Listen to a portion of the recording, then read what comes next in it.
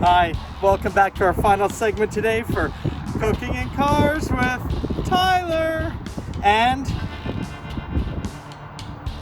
I have some bad news to share with you all. We had an epic fail today.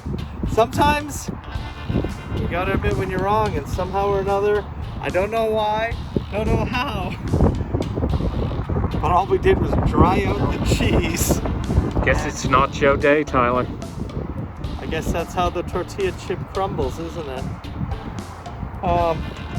Yeah, looks unappetizing, but as is always tradition with Cooking in Cars with Tyler, I will still get one of these awful plain nachos.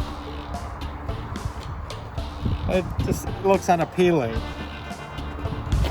don't know if you'd feed this to your worst enemy. Ow. But I'll still do it. Taking one for the team.